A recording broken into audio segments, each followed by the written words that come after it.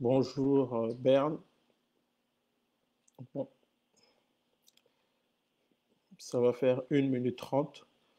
Je veux commencer sans tarder parce que je sais que vous avez des choses à faire, moi aussi. Donc, essayez si possible parce que je pense que quand on partage la vidéo, ça empêche des blocages parce qu'il y a des gens qui ont pris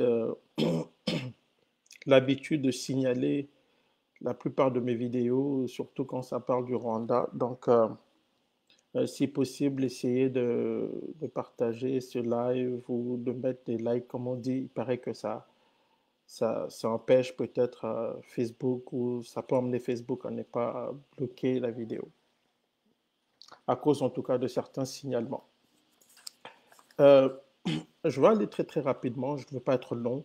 Je fais cette vidéo pour répondre. En fait, cette vidéo est une réponse à une vidéo qui a été faite par notre compatriote du Cameroun, notre sœur Nathalie Ambe, sur les événements survenus au Rwanda et sur le rôle de la France. J'ai tenu à faire cette vidéo par souci de rectification, pas pour verser dans une polémique quelconque, hein. Ce n'est pas mon objectif. Je n'aime pas les polémiques inutiles de toute façon. Je vais juste essayer de clarifier certaines choses. J'ai reçu beaucoup de messages et des vidéos des, de nos amis du Rwanda, du Burundi, même du Congo et d'autres Africains qui m'ont envoyé la vidéo de Nathalie Yamb en disant, mais écoutez, monsieur Mbeko, regardez cette vidéo, regardez ce que dit Nathalie Yamb sur les événements survenus en Afrique des Grands Lacs. Et j'ai aussi, quand j'ai annoncé que j'allais faire un live pour répondre à cette vidéo, bon, c'est pas une réponse à Nathalie Yamb en réalité, c'est vraiment une vidéo de rectification. Il y a des gens qui m'ont aussi écrit en privé, qui ont dit non, mais Patrick, vous aurez dû l'appeler, discuter avec elle. Si elle ne comprend pas, essayez de lui expliquer. C'est vrai, mais je ne connais pas Nathalie personnellement, premièrement. Et deuxièmement, je pense que par souci aussi de mieux informer certains de nos compatriotes africains, notamment de l'Afrique de l'Ouest, ou même d'autres gens en Afrique centrale qui ne comprennent pas les enjeux, il était quand même essentiel de faire ce live. Et donc, c'est vraiment la raison pour laquelle je fais ce live, parce qu'il faut quand même recadrer, clarifier certaines choses. Bonjour, maître Ingunda Ikala. Donc voilà. Dans son intervention, j'ai pris quand même la peine de noter hein, ce que Nathalie m'a dit. Dans son intervention, elle a commencé par expliquer que l'histoire du Rwanda, a expliqué que l'histoire, laissant entendre en tout cas que l'histoire du Rwanda a commencé en 1960 avec les programmes contre les Tutsis, suite à la révolution sociale des Hutus. Elle a expliqué que la France a soutenu Abiyarimana de manière indéfectible. Elle a présenté le régime Abiyarimana comme un régime génocidaire. La France a été, elle a dit, la France a été l'allié d'un régime qui était génocidaire. La France a encadré l'armée Hutu, qui elle-même a encadré la jeunesse du parti au pouvoir, appelé Interamwe, que Nathalie a qualifié de milice de la mort. Elle a aussi affirmé que le Crédit Lyonnais avait prêté de l'argent pour l'achat des armes qui ont mené à l'anéantissement des Tutsis. Elle a expliqué que la radio d'Émile Collines était le porte-voix des radicaux terroristes Hutu Power. Ce sont les expressions qu'elle a utilisées. Et puis elle a aussi écrit, elle a aussi affirmé que la France a co-constitué le gouvernement intérimaire qui a pris le pouvoir juste après la mort du président Abiyarimana. Nathalie Yamb a dit aussi que la France a évacué les responsables du génocide, a livré des armes aux génocidaires Hutus, que Paul Kagame a arrêté le génocide, a-t-elle laissé entendre. Un cauchemar, dit-elle, pour l'Élysée. L'opération turquoise qui a été lancée par la France à l'époque, c'était pour stopper le FPR, donc le Front patriotique rwandais, le parti de Kagame. Elle a aussi ajouté que ce n'était pas, elle a laissé entendre que ce n'était pas une mission humanitaire. Et puis, euh, et puis elle a dit une chose qui m'a beaucoup surpris, faire passer Kagame pour les victimes qui refusent de reconnaître le tort infligé aux autres. Donc pour Nathalie Yamb, Kagame et les gens de son pouvoir sont des victimes du génocide et elle ne comprend pas que les victimes du génocide au Rwanda ne puissent pas reconnaître les génocides, les victimes des crimes qui ont été commis au Congo et donc dont les responsables sont les mêmes, entre guillemets, victimes du génocide au Rwanda, donc selon elle. Et puis, Elle a fini son intervention en disant que les pressions de l'opinion publique et des gouvernements des pays des Grands Lacs, en tout cas du Rwanda, a emmené la France à reconnaître ses responsabilités dans les événements. Bon, de 94. En gros, c'est ce que Nathalie Yamb a dit. Et vous voyez, bon, c'est une vidéo qui a beaucoup circulé. Des gens ont salué Nathalie Yamb. Oui, c'est très bien, notre sœur, et tout ça. Je ne doute pas, je dois le dire là, je ne doute pas de la bonne foi de Nathalie Yamb. Je ne doute pas peut-être aussi de la nécessité de la lutte qu'elle mène, elle et puis d'autres personnes qui se décrivent comme panafricains. Je respecte cela et c'est une lutte, en tout cas, qu'il faut respecter. Mais s'agissant du dossier des Grands Lacs, je pense que notre sœur s'est trompée et je ne pense pas qu'on devrait s'essayer à ce genre de sujet quand on n'a pas la maîtrise. Quand on n'en a pas la maîtrise. Et c'est un peu là où j'éprouve un certain malaise. Je veux prendre point par point, hein, tous les points par souci de clarification pour les gens qui ne comprennent pas ce dossier-là. Je veux répondre, je veux essayer de clarifier en fonction de toutes les affirmations qui ont été faites. Quand j'ai regardé la vidéo de notre sœur Nathalie Yamb, j'ai cru comprendre qu'elle lisait en fait, que c'est un dossier qu'elle ne connaît pas parce que quand on écoute tout ce qu'elle a dit, on voit qu'elle s'est beaucoup plus apaisantie sur Wikipédia ou des choses qu'on ramasse sur Internet, mais Nathalie Yamb ne connaît pas le dossier des Grands Lacs, elle n'a aucune maîtrise même des éléments élémentaires sur l'histoire du Rwanda et je pense que c'est très grave. Bien que je reconnaisse que ce n'est pas fait de mauvaise foi, c'est quand même très grave et ça désoriente beaucoup d'Africains. Beaucoup de jeunes Africains qui suivent Nathalie Yamb ou toutes les personnes qui s'aventurent sur ce terrain-là sans nécessairement avoir la maîtrise du dossier. Alors, la première chose qu'il faut dire, c'est que l'histoire du Rwanda ne commence pas en 1960 avec les pogroms contre les Tutsis, comme la descendante de Nathalie Yamb. L'histoire du Rwanda, le Rwanda est une histoire ancienne, même avant l'arrivée des premiers colons. Il faut savoir que avant la révolution sociale des Hutus en 59, le Rwanda était une monarchie qui était dominée par la minorité Tutsi, une minorité qui considérait la majorité Hutu comme des citoyens de seconde zone. C'était comme ça que les Hutus étaient traités. Et quand les Belges sont arrivés, on dit souvent que les Belges ont instauré au Rwanda cette différenciation et tout ça entre Hutu et Tutsi. Non. Les Belges ont trouvé un système de caste qui existait déjà dans la société rwandaise et qu'ils ont instrumentalisé pour des raisons politiques de l'époque.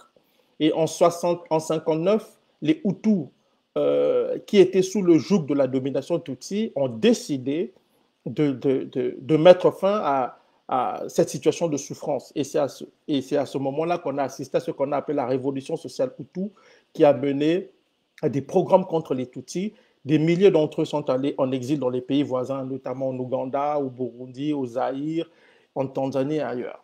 C'est ce qui s'est passé. C'est la première chose qu'il faut déjà faire comprendre à ceux qui pensent que l'histoire du Rwanda a commencé avec le programme contre les Tutsis en 1959 et 60. Maintenant, s'agissant du rôle de la France qu'on a beaucoup abordé, même du caractère prétendument génocidaire du gouvernement Abiyarimana, il y a une chose qu'il faut rappeler, c'est que sous Abiyarimana, le président Abiyarimana a pris le pouvoir en 73. De 73 à 90, donc quand je dis 90, c'était le moment où le FPR, donc Kagame, a lancé la guerre contre le Rwanda. Mais entre 73 et 90, il n'y a jamais eu un seul programme contre les Tutsis, sur Abiyarimana. Abiyarimana, on le sait, protégeait beaucoup les Tutsis et beaucoup d'hommes d'affaires au Rwanda à l'époque, les plus riches du pays, c'était les Tutsis, qui étaient proches du régime Abiyarimana. Et donc, il y a eu une forme d'harmonie. Oui, il y avait des discriminations, une forme de discrimination, mais les Tutsis vivaient bien sous le gouvernement Abiyarimana. Et c'est juste avec la guerre du FPR, donc du Front Patriotique Rwandais de Kagame, le 1er octobre 90, que les choses ont évolué négativement. C'est à partir de ce moment-là qu'il y a eu une méfiance entre les Rwandais, entre Tutsis et Hutus, et Kagame a instrumentalisé le fait ethnique pour asseoir sa conquête du pouvoir et son pouvoir aujourd'hui. En gros, c'est ce qu'il faut comprendre. Alors, quand on qualifie, quand Nathalie Yamb ou d'autres personnes africaines qui n'ont pas la maîtrise de l'histoire des Grands Lacs se permettent de qualifier le président Abiyarimana d'un président génocidaire, c'est qu'ils ne comprennent rien à l'histoire du Rwanda.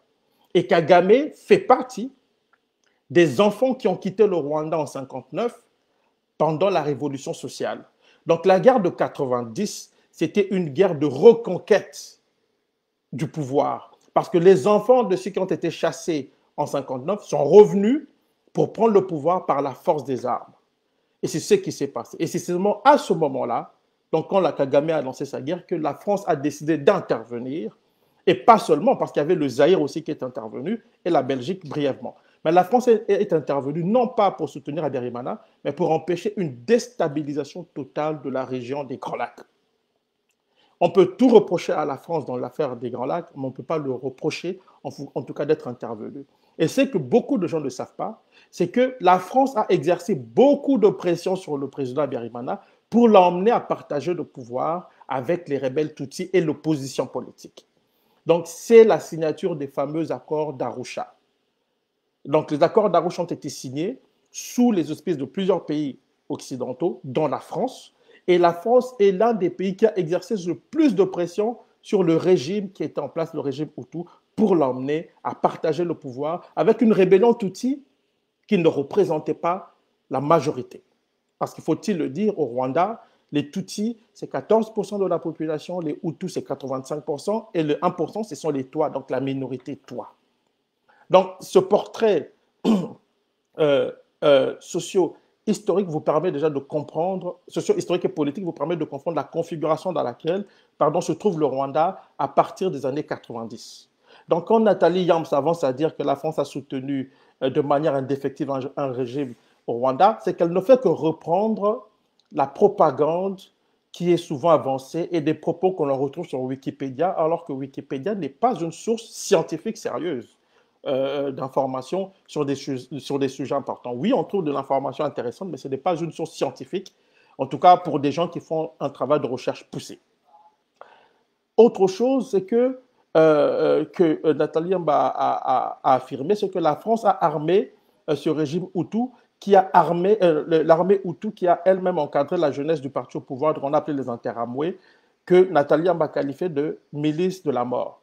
Il y a une chose que je veux dire à Madame Nathalie Yamb et à tous ceux qui me suivent, et en tout cas tous ceux qui l'ont suivi, c'est que les Interamwe, les milices Hutu, la milice Hutu, c'était une milice qui appartenait au MRND, le parti au pouvoir, et tous les partis au Rwanda avaient des groupes de jeunesse. C'était un groupe de jeunesse. Elle s'est radicalisée avec la poursuite de la guerre qui avait été menée par la rébellion Tutsi dirigée par Kagame, une rébellion qui assassinait les opposants politiques, qui empoisonnait de l'eau, qui avait créé un climat de tension et de déstabilisation profonde du pays, emmenant les populations à se regarder en chien de faïence. Donc d'un côté les Hutus qui étaient déstabilisés et de l'autre côté les Tutsis qui étaient perçus comme des alliés du FPR, alors que tous les Tutsis du Rwanda n'ont jamais été des alliés du FPR.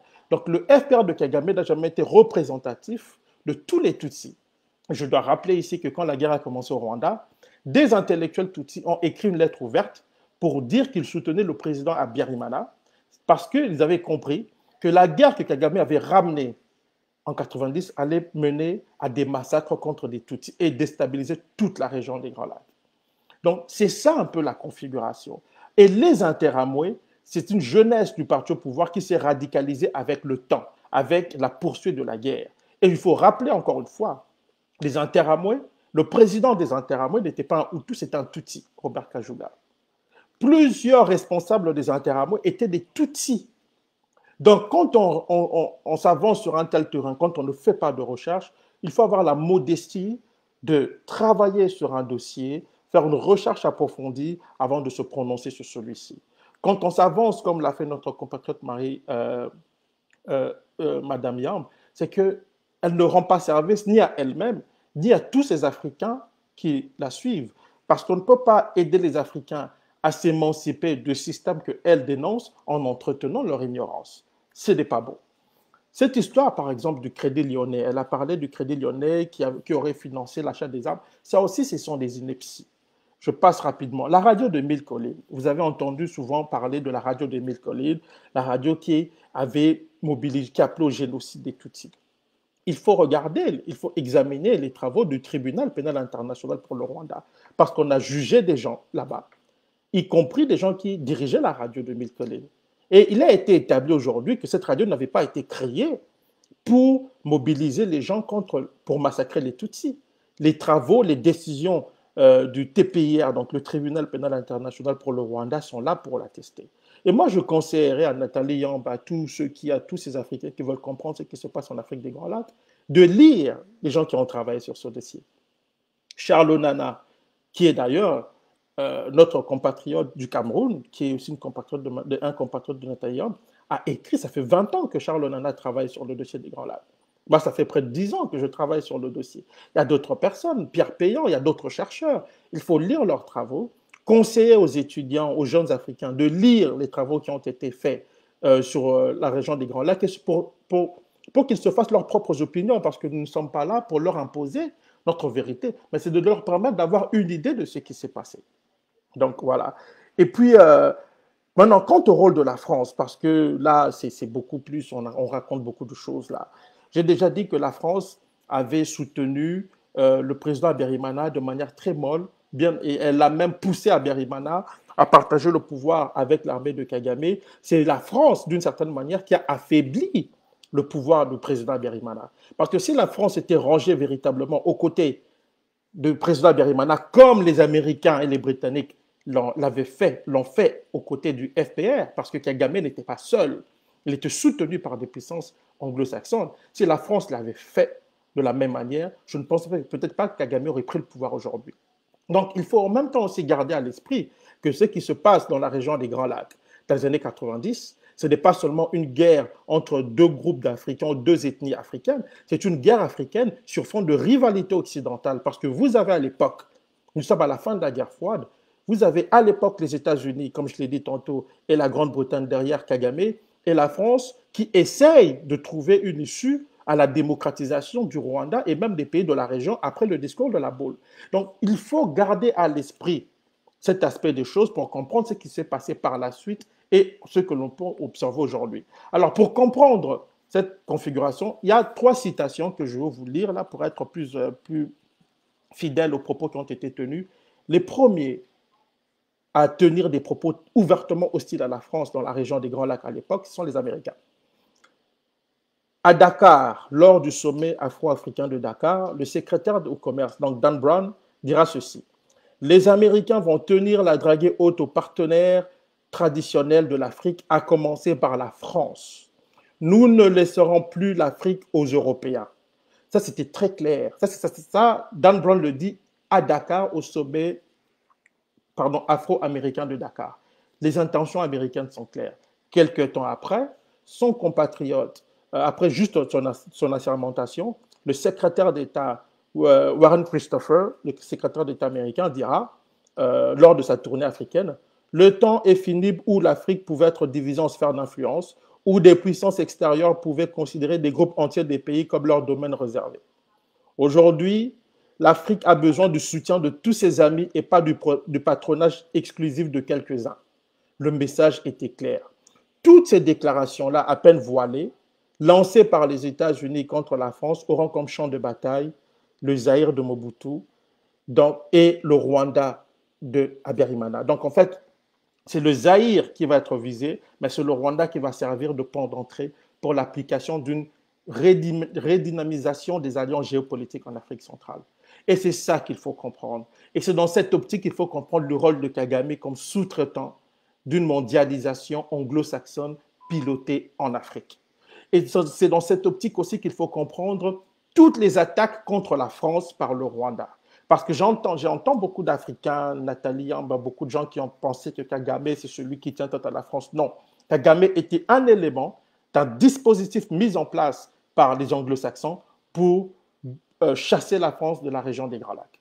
C'est comme ça qu'il faut interpréter les événements auxquels on a assisté en 1994, de 90 à 94, et même encore aujourd'hui dans la région des Grands Lacs. Donc, quand Nathalie Yamb s'avance sur ce terrain, elle devrait quand même faire ses devoirs, elle devrait se documenter, je pense. C'est vraiment essentiel de le faire parce que tant que les Africains ne comprendront pas tous ces enjeux géopolitiques qui se déroulent sur leur continent, ils resteront les dindons de la farce. Et ça, il faut que ça soit clair pour les gens. Nathalie Yamb a affirmé que la France a évacué les responsables du génocide et a livré des armes aux génocidaires. Faux. La France a évacué seulement des opposants rwandais au président Habyarimana. Et puis le gouvernement intérimaire qu'on accuse d'avoir commis le génocide au Rwanda. d'avoir préparé le génocide. Il faut savoir une chose. Le gouvernement intérimaire rwandais a été mis en place 3 jours après le début du génocide. 3 jours après le début du génocide. Donc, le premier ministre à l'époque, Jean Kabanda, n'avait jamais travaillé avec le président Habyarimana. Il a pris le pouvoir alors que le génocide était déjà en cours. Et quand on parle du génocide, il faut beaucoup nuancer parce que dans cette guerre, les Hutus ont massacré les Tutsis, les Hutus ont massacré les Hutus, les Tutsis ont massacré les Hutus, les Tutsis ont massacré les Tutsis. C'était une guerre pour la conquête ou la préservation du pouvoir. Ce n'était pas une guerre ethnique où une ethnie a voulu exterminer une autre, non. Et les travaux du tribunal pénal international nous permettent de comprendre. Les recherches sur les Grands Lacs aujourd'hui nous permettent de comprendre tout ça.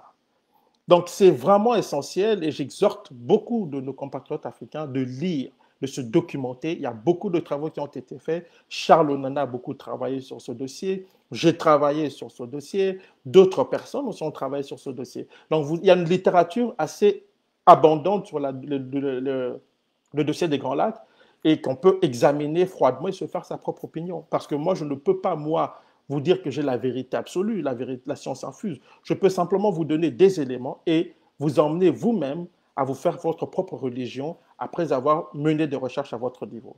Même si on est militant, même si on est engagé dans une forme de militantisme contre la France, je pense qu'il faut le faire avec beaucoup de rigueur, avec beaucoup de sérieux, parce qu'il en va aussi de la crédibilité de l'Afrique et des Africains.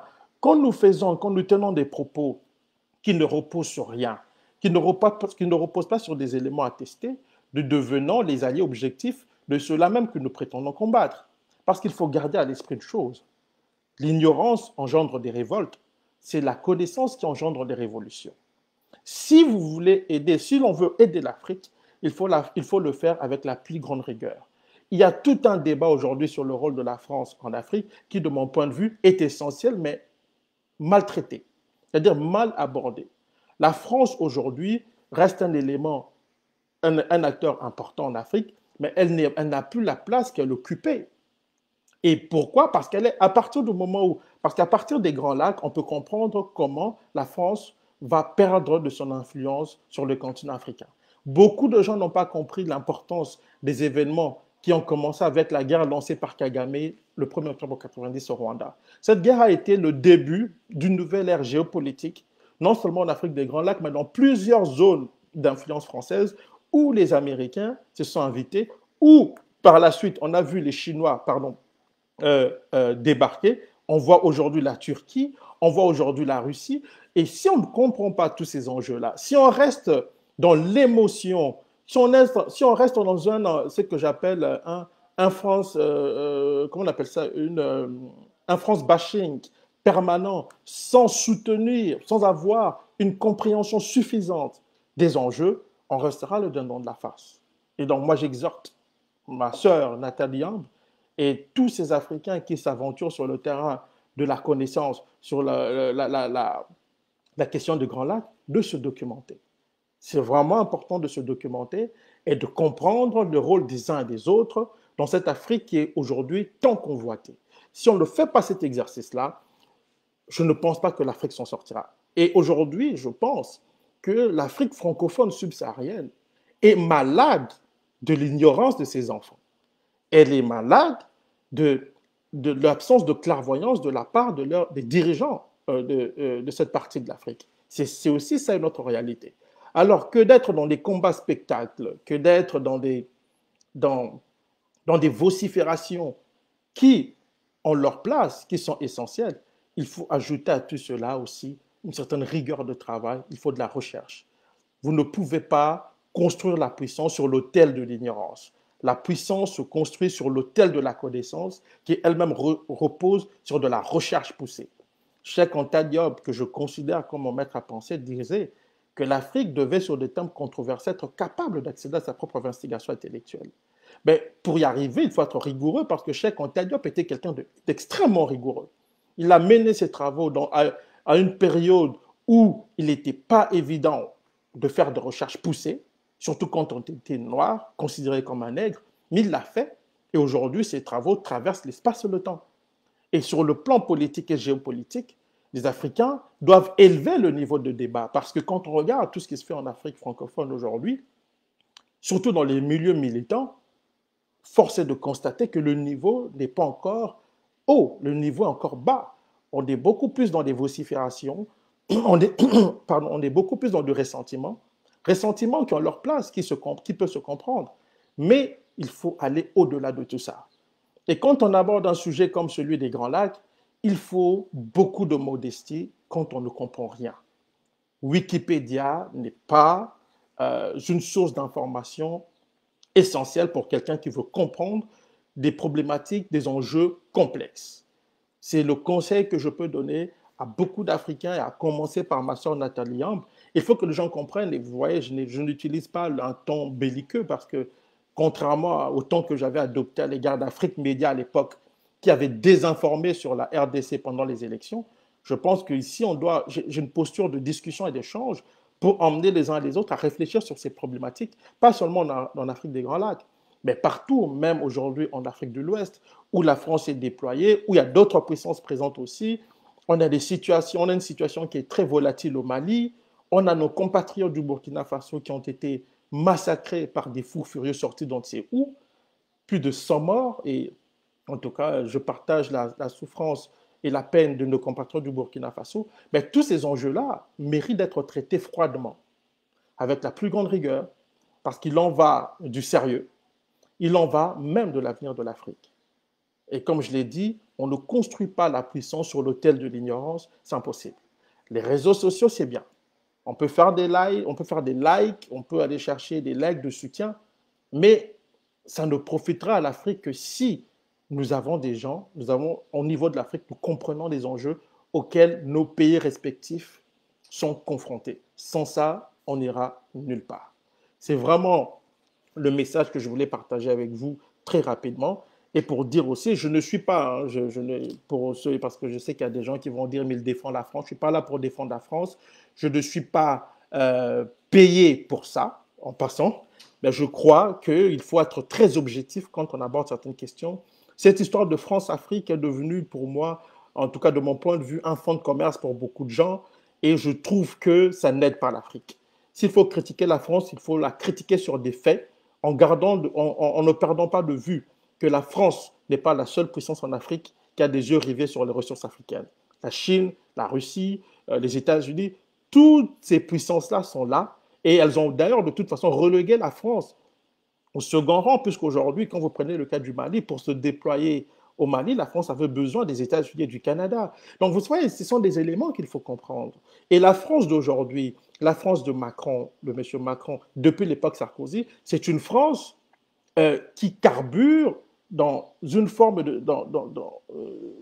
dans un paradigme qui n'est pas celui de la France de Foccart, de Mitterrand. Ça n'a rien à voir. C'est deux Frances différentes. Quand vous voyez Macron aller faire de courbettes au Rwanda, Nathalie Amba dit que c'est parce que parce que les populations, les dirigeants du pays ont fait pression. Non, Macron est allé là-bas par opportunisme politique pour des raisons géoéconomiques, parce que Macron sait que Kagame, qui est le gendarme, qui a été pendant longtemps le gendarme des États-Unis, de la Grande-Bretagne, des anglo-saxons dans la région, peut lui permettre d'avoir accès aux ressources naturelles du Congo que le Rwanda pille depuis 1998.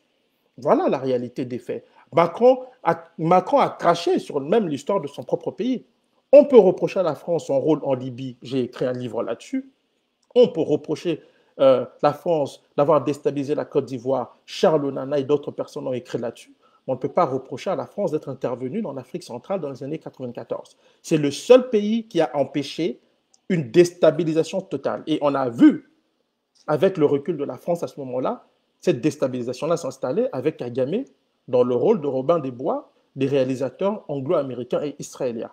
Donc il faut garder à l'esprit toujours ces enjeux-là pour comprendre ce qui se passe aujourd'hui. Kagame s'est rapproché de la France parce qu'il est de plus en plus lâché par ses parrains traditionnels américains et britanniques. Si vous ne comprenez pas ça, vous allez vous mettre le doigt dans l'œil. C'est Kagame, contrairement à ce que beaucoup de panafricains pensent, c'est Kagame qui est en train de relancer une nouvelle dynamique france-africaine sur le continent. Parce qu'au moment où on se parle, dans plusieurs pays, on voit, en Centrafrique un peu partout, la France perd la main.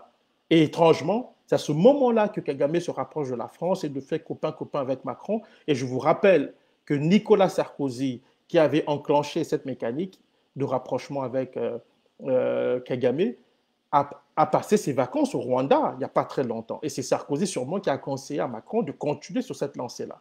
Donc il faut comprendre ces enjeux-là pour ne pas se faire avoir et que l'Afrique francophone subsaharienne devrait asseoir ses intérêts en fonction de sa perception de ses propres intérêts. Il faut éviter le débat sur on ne veut plus de la France, on ne veut plus de ceci. Non. Sur le plan politique et géopolitique, il faut être pragmatique. Mes intérêts avant tout et les intérêts de mon peuple. Pour cela, je coopère en fonction, je négocie en fonction de cela. Mais si nous avons des États où des chefs d'État ont leurs propres armées, où l'armée nationale est une armée du chef, où les services de renseignement travaillent pour le chef, où rien n'est structuré, mais quand vous allez être déstabilisé, vous allez faire appel à des pays comme la France. Et la France ne va pas débarquer au Mali pour le beau yeux des Maliens ou des Burkinabés ou des Africains pour dire la France a des intérêts à préserver. Il est normal qu'elle préserve ces intérêts-là tant et si longtemps que les Africains, eux, ne comprendront pas où se situent leurs intérêts. C'est comme ça qu'il faut aborder ces questions-là. En lieu et place d'être dans l'émotion et surtout d'entretenir l'ignorance de tous ces jeunes gens africains, de tous ces Africains, ces jeunes Africains qui veulent comprendre ce qui se passe chez eux et qui veulent quand même que les ressources de leur pays puissent leur profiter avant tout, avant de profiter à des intérêts étrangers. Donc j'espère avoir été très limpide, j'espère n'avoir pas été long. Je vous remercie pour votre attention et je vais essayer de prendre rapidement des questions avant que l'on se quitte.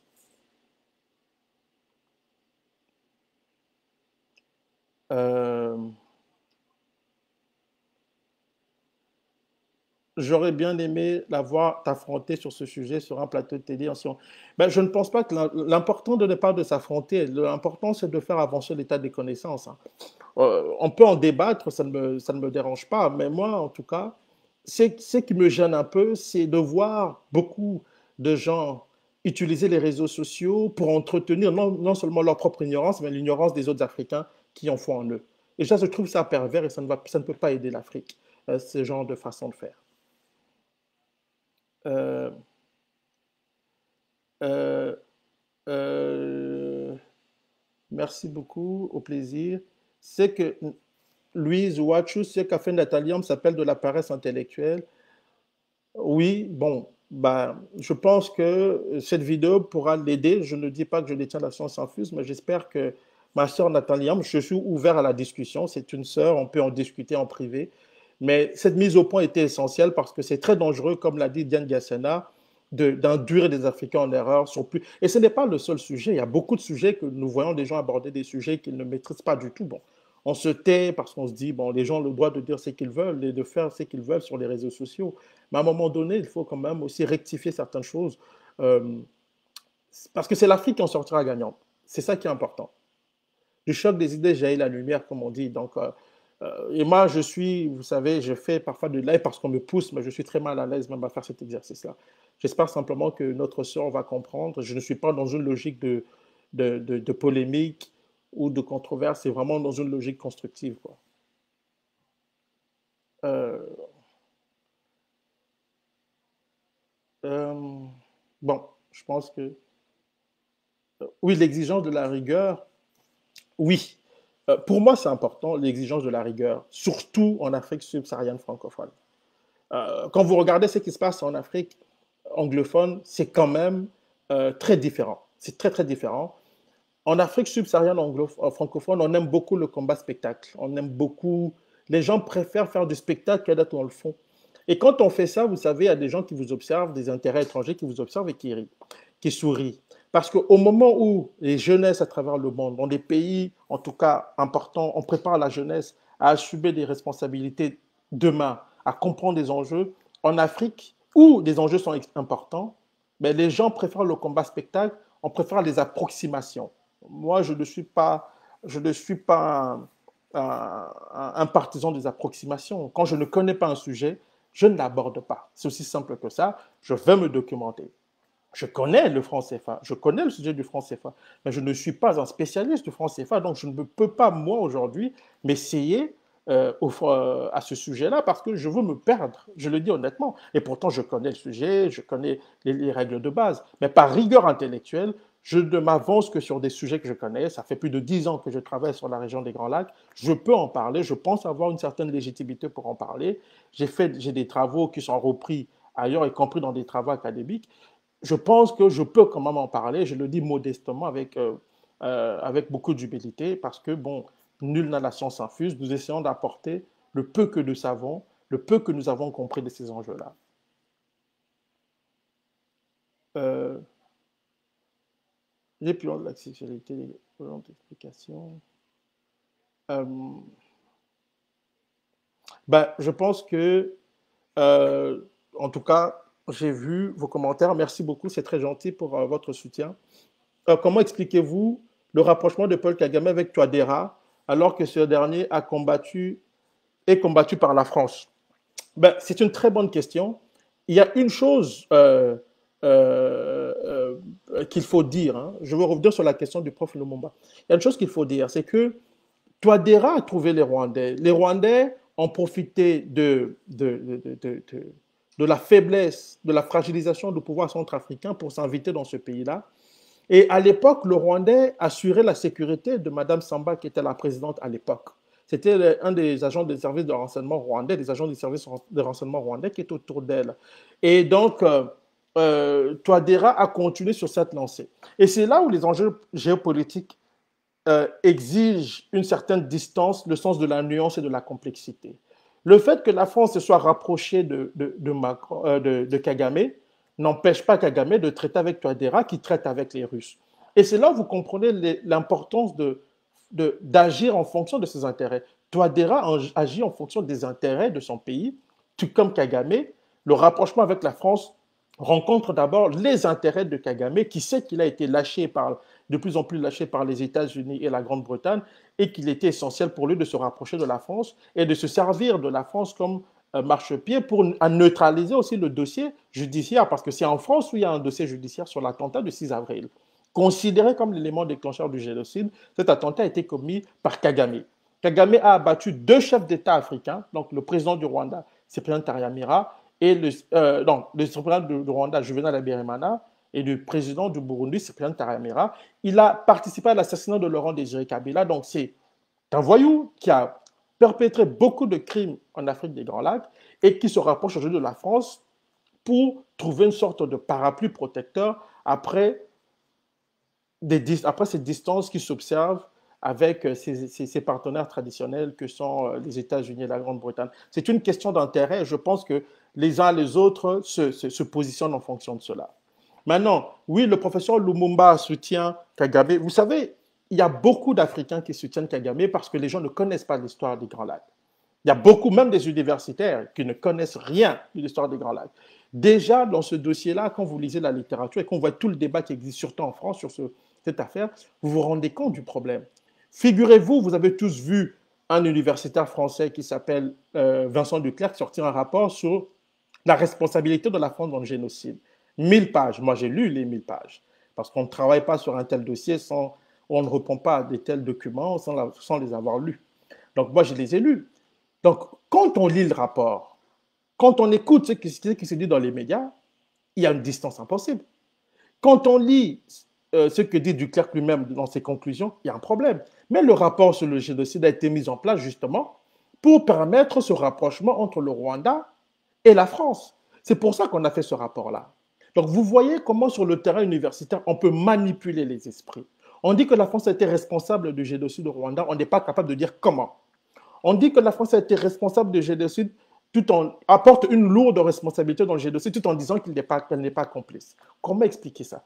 C'est ce qui arrive quand on politise des débats qui exigent une certaine rigueur. Je tiens à rappeler que Vincent Duclercq et les gens qui ont produit ce rapport-là ne sont pas des spécialistes du Rwanda, ils ne savent rien de l'Afrique. Le monsieur est un spécialiste de l'affaire Dreyfus. Donc c'est comme si on appelle un spécialiste de la Mongolie pour faire un rapport sur la Côte d'Ivoire, alors qu'il il ne sait même pas où se trouve la Côte d'Ivoire sur la carte. Donc tout ça n'est pas sérieux. Voilà pourquoi nous vous exhortons, nous demandons aux gens de se documenter, de beaucoup se documenter, d'aller regarder les travaux qui ont été faits sur le sujet. Et donc, quand vous avez des gens comme le professeur Lumumba, les gens comme le professeur Lumumba sont des gens qui ont été endoctrinés par la propagande du Rwanda. Parce que le Rwanda a déployé des moyens extrêmement importants pour endoctriner le monde entier. Pendant des années, j'expliquais aux gens que le Rwanda n'était pas un pays prospère, c'était un pays pauvre. Les gens disaient, mais tu le dis parce que tu es congolais d'origine, parce que tu es contre Kagame. Mais il y a 2, 3 ans, on a découvert, grâce aux données qui ont été publiées par le Financial Times, que le Rwanda falsifiait les chiffres avec l'aide de la Banque mondiale, avec l'aide des institutions financières internationales. Pourquoi? Parce que ce sont des institutions financières internationales qui ont soutenu le Rwanda pendant que le Rwanda pillait les ressources du Congo. La Banque mondiale a fermé les yeux au point qu'un responsable, un fonctionnaire de la Banque mondiale a dit le silence de la banque à l'égard du Rwanda et de l'Ouganda, alors que ces pays pillent le Congo, finira par un jour se retourner contre l'institution. Ce n'est pas moi qui le dis, c'est dans les rapports des Nations Unies. Voyez-vous? Donc, il y a beaucoup de gens qui parlent du dossier rwandais sans le comprendre. Il y a beaucoup de gens qui ont été endoctrinés par la propagande du FPR.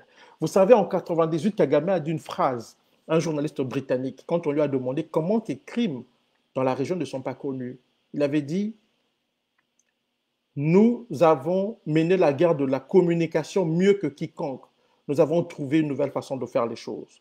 En matière de communication, il faut reconnaître que Kagame est redoutable. Il dépense beaucoup d'argent pour maintenir la doxa officielle du génocide et des réalités qui sont fausses. Et l'un des magazines d'ailleurs qui est très pro-FPR et qui reçoit des fonds rwandais, c'est Jeune Afrique. Regardez les reportages de Jeune Afrique sur le Rwanda, ils sont toujours complaisants. Et quand il y a une polémique, une controverse sur le Rwanda, vous allez voir une interview ou des articles dans Jeune Afrique. Et ça, c'est juste un journal, un magazine parmi tant d'autres. Il y en a beaucoup. Nous qui travaillons sur le dossier, nous les connaissons et nous savons qui est qui dans ce dossier. Nous savons ceux qui sont rigoureux et sérieux et ceux qui s'essayent.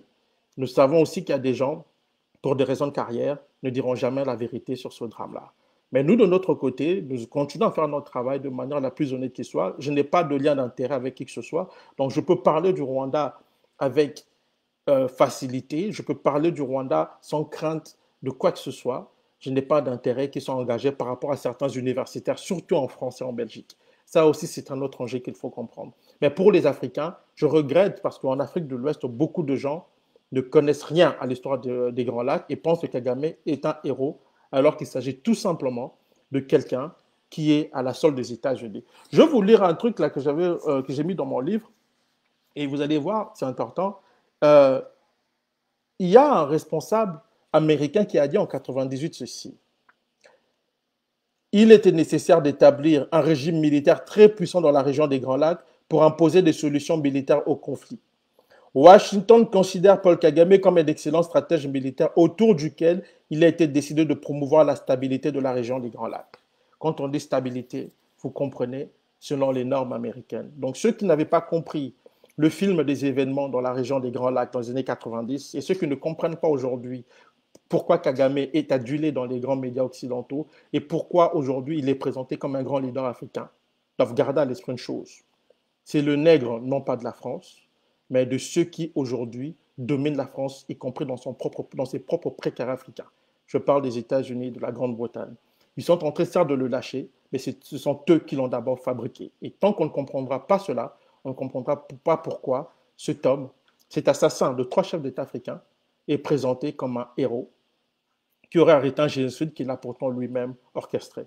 Je veux finir par rendre hommage à un homme, Aimable Karissira, un Rwandais, un rescapé du génocide, un Tutsi qui a été incarcéré cette semaine par le pouvoir de Kagame. Pourquoi? Parce qu'il a parlé de sa souffrance. Et le cas d'Aimable doit interpeller ceux qui pensent que Kagame a arrêté le génocide au Rwanda. Aimable est un Tutsi et une partie de sa famille a été massacrée par les soldats de Kagame.